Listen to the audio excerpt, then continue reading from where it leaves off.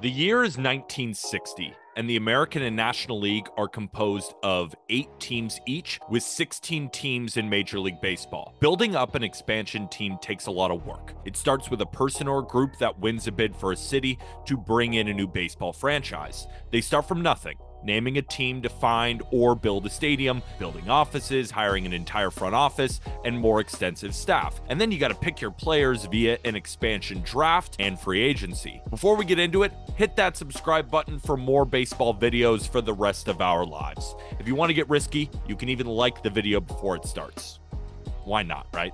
Expansion drafts can get crazy. Current teams can protect their best players, but can't protect everybody. Players like Gil Hodges, Trevor Hoffman, Bobby Abreu, Jeff Conine, and others were drafted by expansion teams and went on to be well above average big leaguers and in some cases, Hall of Famers. However, these are needles in the haystack. It's more common that teams get bottom of the barrel players and end up in the division cellar for a while. But with time, these teams can become some of the best in the game. Before we rank these expansion teams, how about a quick history lesson on how we sit with 30 MLB teams in general? In 1960, the American League voted to expand to 10 teams. The Brooklyn Dodgers and New York Giants had already moved west, and due to that success, the American League added a new franchise, the Angels, in Los Angeles. The league also awarded a franchise to Minneapolis-St. Paul, but the owner of the Washington Senators asked to move the Senators there instead, leaving Washington to own the next expansion destination. This created 3 new teams in the American League: the Los Angeles Angels, the newly named Minnesota Twins from the Washington Senators, and now the new expansion team in Washington. The National League wasn't about to let the American League take over, so they introduced 2 new teams in 1962. Those 2 teams were the New York Mets and the Houston Colt 45s, now known as the Houston Astros. Personally, I'm a fan of the team name Astros, but the Colt 45s might be the coolest name in professional sports. What a shame. In 1966, the Athletics moved from Kansas City to Oakland, and in 1968, the Braves, the first MLB team in the Southeast, moved from Milwaukee to Atlanta. It was 1969, and Major League Baseball was expanding again. In 1967, both leagues voted to add 2 more teams for 12 teams now in each league. The Athletics moved to Oakland, expediting the expansion timetable. Instead of beginning play in 1971 as planned, we had 24 teams ready to take the field. Kansas City got their team back, the Kansas City Royals. Seattle got a team known as the Seattle Pilots, but they ended up just becoming the Milwaukee Brewers. The San Diego Padres were added in 1969, along with the Expos, becoming Canada's first MLB franchise. Remember those Washington Senators? Instead of sticking in Washington, they were relocated to Texas and were now named the Texas Rangers. 1977, the American League expanded from 12 to 14 teams, adding the Toronto Blue Jays and the Seattle Mariners. Canada gets another ball club, and while the Pilots never made it off the ground in Seattle, the Mariners certainly did. It took the stubborn National League until 1993 to expand to 14 teams, adding the Colorado Rockies and the Florida Marlins. 1998 is the year we land on 30 teams. The Tampa Bay Rays went to the American League, and the Arizona Diamondbacks went to the National League. There have been movements and name changes through these 50 years of expansion in Major League Baseball. These rankings will probably be flawed, as we have to evaluate teams with wildly different records. We can look at the overall winning percentage, division titles, World Series appearances, and account for the difference in games played. Therefore, these rankings will be subjective, right? So feel free to leave your harsh critiques in the comments. I promise you I can take it. The 13 teams we will be evaluating and ranking since their inception are the Angels, the Mets, the Astros, the Brewers, the Royals, the Marlins, the Blue Jays, the Diamondbacks, Seattle Mariners, Padres, the Expos/Nationals, the Tampa Bay Rays, and the Colorado Rockies. There are a few teams we discussed that are not technically expansion teams. The Athletics and Braves just moved locations. The Rangers are technically the new Senators, so they won't be ranked here. The Twins have technically been a franchise since 1901, and they've had a couple of name changes, so they're not on here. Without further ado, here are the top 13 expansion teams since their inception. Starting at the 13th spot, and dead last, Seattle Mariners. Before I did the research, there was no chance I would have guessed the Mariners would be at the bottom. They have the 4th lowest winning percentage of all expansion teams, combined with 0 pennants and as many World Series championships as you and I. They are the only expansion team without a pennant or a World Series, yet they've been around longer than teams like the Rockies, for example. They did have one of the greatest regular seasons ever in 2001, going 116-46, but they lost in the ALCS. They have never made it to a Game 7 of the American League Championship Series, let alone a World Series appearance. When choosing between 12 and 13 on this list, I have to ask myself, would I rather have a record-setting regular season or a World Series appearance? Give me the World Series. They've had great players from Ken Griffey Jr. to A-Rod to Randy Johnson. However, they've never sustained any real success. Coming in at number 12 is the Colorado Rockies. They aren't the team with the lowest winning percentage, but they do rank 28th among the 30 current teams. The two teams lower than them will be discussed shortly, but they have been more successful in the playoffs than the Rockies. Building a winning ball club is challenging when you play on the moon. The altitude persuades quality free agent starting pitchers to stay away, making it more challenging to develop starters when they consistently shift from their home environment back to sea level. The Rockies have been to the playoffs 5 times in their 31 seasons. However, this is as many as the Mariners in 16 fewer seasons. And they also made the World Series back in 2007. The Rockies have had plenty of stars, highlighted by Todd Helton, Larry Walker, and Nolan Arenado. The stars often leave, and pitchers rarely succeed. Ubaldo Jimenez is their leader in WAR on the pitching side. Do you remember when Ubaldo Jimenez went 15-1 before the All-Star break? What a time to be alive. 11th on our list is the San Diego Padres. They rank second to last in winning percentage, but they've been to a World Series. You could argue for the last spot between these 3 teams, right? I'm not going to hold you to it. But the goal is to make the World Series, and the Padres have done it more than the other 2 teams. The 1998 Padres were absolutely loaded. Kevin Brown was arguably the best pitcher in baseball. Greg Vaughn, Andy Ashby, and Ken Caminiti were elite. And they had Trevor Hoffman putting up a 1.48 ERA with 53 saves. They won 98 games that year and cruised to a World Series before facing one of the best teams of all time, the 1998 Yankees. If they had really faced anybody else, they would most likely have been crowned champions. Maybe not, you never know, but that 98 Padres team was crazy. And San Diego has had great players, but 2007 and 2019 was significantly disappointing. A 12-year stretch as bad as that has to keep them near the bottom of this list. Things were looking up over the last 5 years, but San Diego does not look as sunny after trading Juan Soto. The Marlins come in at 10th on this list. As one of the newer expansion teams, only tallying 31 seasons, they've had less times to be successful, but are the first team on this list with a World Series ring. Not just 1, 2. The Florida Marlins were a lot more successful than the Miami Marlins. Let's get that out of the way. The winning percentage is 40% higher in Florida than it was in Miami, and both World Series rings came between 1993 and 2011 before the name change. I realize Miami's in Florida, but you understand. It's the name change. It's hard to decide which World Series team was better between 1997 and 2003.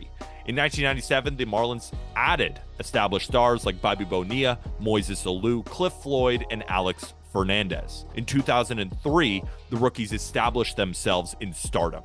Both seasons had a magic to them, and both should be praised for their incredible runs. The problem with the Marlins, they keep letting all these big stars go. Miguel Cabrera, Gary Sheffield, Hanley Ramirez, Christian Yelich, Giancarlo Stanton, JT Realmuto. Well, Giancarlo Stanton going is probably okay, but you understand what I'm putting down. Even with these stars leaving, they've been competitive lately, making the playoffs in 2 of the last 4 seasons. That's competitive. The Milwaukee Brewers hold the 9th spot on this list. Among these 14 expansion teams, they have the 8th highest winning percentage, but no real playoff experience to hang their hats on. However, the 1982 Brewers were loaded. Paul Molitor and Robin Yount were the best left sides of the infield ever. They're certainly up there. Gorman Thomas, Cecil Fielder, Ben Ogilvy all had 32 home runs or more. Mike Caldwell, Pete Vukovich posted ERAs under 4 while throwing 220 plus innings each. And Hall of Famer Raleigh Fingers, yeah, he had the closing duties. Loaded. They had a 3-2 lead going into Game 6 of the World Series against the Cardinals before losing 2 straight. Since 2018, the Brewers have only missed the playoffs once. They constantly upset their fans with a lack of spending, but their ability to work with what they have, I guess, should be praised. Sort of. The model is transparent for them. Get in the playoffs and see what happens. They've been successful in doing that, to their credit, but it hasn't amounted to a ring in their franchise history. Among the teams mentioned so far, they are the best franchise of the last decade. Coming in at number 8 is the Montreal Expos / Washington Nationals. They have a slightly better winning percentage than the Brewers, and while they have fewer playoff appearances, they reached the pinnacle. They won a World Series back in 2019. The Nationals have been far more successful than the Expos, with 5 of the 6 playoff appearances happening in Washington, along with the pennant and the World Series ring. The 1994-1995 strike stopped what could have been a World Series ring for the Expos. They have the best record in Major League Baseball, 74-40, when the strike ended that season prematurely. The Expos team had 4 players with an OPS over 800, 4 pitchers with at least 20 starts, and an ERA under 3.5. That rotation had a young Pedro Martinez who was scratching the surface, and some call him the GOAT. Some is me, but that's for another time. Listing out the incredible players who have played for the Expos or Nationals could take up an entire YouTube video. Still, my favorites: Vladimir Guerrero, Juan Soto, Bryce Harper, Gary Carter, Steven Strasburg, Larry Walker, Pedro Martinez. List goes on. Loaded. The Nationals are rebuilding currently, but they'll return in a few years. 7th on our list, Kansas City Royals. Over 55 seasons, they have 9 playoff appearances, 4 pennants, 2 World Series titles. I know it has been pretty lately, but the Royals have a rich history of success. 1976 and 1985, the Royals were perpetually in the World Series hunt. They went to 3 straight ALCSs from 76 to 78. They lost in the World Series in 1980, made the playoffs 2 more times, and then eventually won a ring in 1985. George Brett was a monster in 85, but the pitching was elite behind starters Charlie LeBrant and Brett Saberhagen, not to mention Dan Quisenberry closing out games. Up until 2014, mostly mediocre. However, 20-14, 20-15, mini dynasty for the Royals, back-to-back World Series, and coming out on top in 2015. George Brett is the name everybody knows, of course. Players like Kevin Appier, Amos Otis, Willie Wilson, Brett Saberhagen, all posted WAR totals over 40 with their careers with the Royals. Similarly to the Nationals, though, it's been tough sledding recently, but with stars like Bobby Witt Jr. and maybe Vinny Pasquantino, of course, and Cole Reagans? I'm in on Cole Reagans. The future looks promising in Kansas City. At number 6, we got the New York Mets. They certainly have accolades as one of the oldest teams on this list. 10 playoff appearances, 5 pennants, and 2 World Series rings. They sit with the 9th lowest win percentage of this group, which makes sense. The Mets are generally on either side of the aisle. Big-time contenders or spending time in the cellar. Who could forget the Miracle Mets of 1969, a ragtag group of guys led by Tom Seaver and Cleon Jones. We can't forget the legend of Ed Kranepool. Ed Kranepool! Ed Kranepool! The 1986 Mets team was the greatest team in their franchise history. Doc and Darryl were rookie phenoms, but they were led by Hall of Fame caliber players like Gary Carter and Keith Hernandez. And we can't forget this epic moment. The Mets have been up and down as a franchise, but have been to the playoffs 6 times since 1999, including 2 World Series appearances. Great players have made Queens, New York their home, including Tom Seaver, David Wright, Doc Gooden, Darryl Strawberry, Jacob deGrom, Keith Hernandez, Gary Carter, and Ed Kranepool. With Steve Cohen at the helm, it's almost guaranteed that the Mets will be competitive year in and year out with the highest payroll in baseball. But now it's officially time. Cohen, we need that World Series brought back to Queens. We begin the top 5 with the Los Angeles Angels. They've had a few different names since their inception over 60 years ago. The club's full name changed from the Los Angeles Angels to the California Angels in 65 before becoming the Anaheim Angels in 97. Owner Artie Moreno changed the name to the Angels of Anaheim in 2005, and the club dropped the Anaheim moniker before the 2016 season. So now they are simply the Los Angeles Angels, exactly how they started. The Angels have the 3rd best winning percentage of all the expansion teams. They've been to the playoffs 10 times in 63 years and have a pennant and World Series to show for it. They've spent huge money on free agents and were the home to, I think, the most talented player in MLB history in Shohei Ohtani. However, it's been primarily dysfunctional over the years. Dysfunction is nobody's fault, except Artie Moreno. But it really started at the franchise inception and it has been the cause for concern lately. But the early to mid 2000s Angels were consistently in the playoffs. In 2002, they won 99 games and defeated the Barry Bonds-led Giants in the World Series. But you guys got to go check out Barry Bonds' stat in that World Series. He either hit a home run or walked every single AB. But we're not worried about them. This is about the Angels. And from 2004 to 2009, the Angels made the playoffs in 5 of 6 years, making the ALCS in 2 of those years. Vladdy Sr. was the guy, averaging 29 bombs, 103 RBIs, while hitting .319. 2010 to 2012 was all about Jared Weaver. Top 5 in Cy Young voting 3 times, but 2012, I think we all remember that year. Yeah, Mike Trout. Second in MVP voting in his first full season, and he hasn't really looked back. The Angels have always had their guy over every decade. Jim Ferragosi was the man of the 60s, Nolan Ryan the 70s, Chuck Finley handled the 80s, Tim Salmon kind of took over the 90s, Vlad had the 2000s, and it's kind of been Mike Trout and sort of Shohei Ohtani since, just because Ohtani wasn't there for all that long. They've had some good teams, but haven't surrounded that incredible player with a great team. Number 4. How about those Tampa Bay Rays, one of the newer expansion teams? In their 26 years of existence, they've made the playoffs 9 times and have 2 pennants to show for it. They have yet to win a World Series, but with the model they've perfected in Tampa, it's kind of only a matter of time. It took the Rays about 10 years to become relevant since their founding in '98. The 2007 Tampa Bay Devil Rays were a bottom feeder, winning 66 games. The 2008 name change must have done something.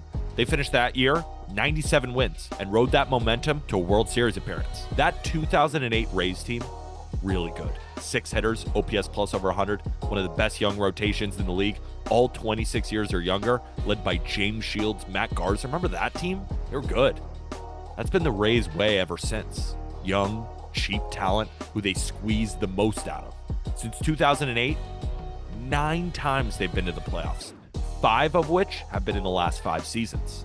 Evan Longoria, you knew he was their all-time leader in WAR. But how about guys like Carl Crawford, Ben Zobrist, David Price, Kevin Kiermaier? All made their marks on this team in different ways. They have been a contender for the last 5 years, like I said, and be honest, do any of us expect that to stop soon?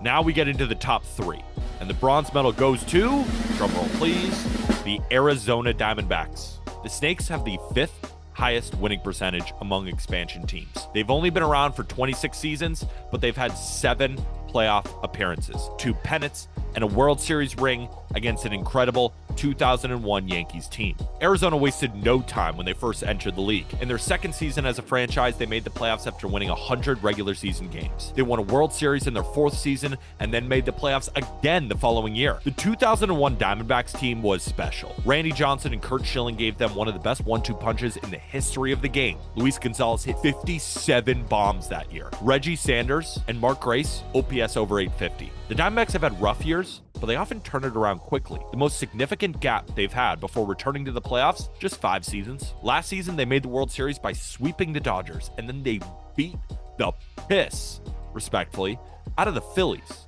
in arguably the most challenging place to play in the majors. The Diamondbacks haven't been around for a long time, but their top 5 leaders in WAR are pretty damn good. Randy Johnson, Paul Goldschmidt, Brandon Webb, Luis Gonzalez, Curt Schilling. I'll put that top 5 against any top 5. And at one point, all 5 of those guys were considered one of the best in the league. Diamondbacks might have the best future on this list as well. They already have an excellent young team coming off a World Series. They also have a really deep farm system. Sky's the limit for Arizona, and when this list is redone in 10 years, who knows? They might be at the top. The silver medal goes to the Toronto Blue Jays. Among the expansion teams, they have the 2nd highest winning percentage and the greatest walk-off in baseball history. 10 playoff appearances and 2 World Series in 47 years. From 1985 to 1993, the Blue Jays were one of the best teams in baseball every year. They made the playoffs 5 times in 9 years with 3 ALCS appearances and back-to-back World Series titles. While 14 teams can say they've won back-to-back, it hasn't been done in 23 seasons. The all-time Blue Jays WAR leader, Dave Stieb, is among the most underrated pitchers ever. He was the Blue Jays' first star in the early 80s. From 85 to 93, the Blue Jays weren't led by one megastar. It was a bunch of above-average players that all did their job. It was an incredible time to be a Toronto baseball fan. After the 94 to 95 strike, Blue Jays were kind of mediocre until 2014. But 2015, 2016, they made the LCS twice. Remember Josh Donaldson? Won the MVP in 2015, finished 4th in 2016.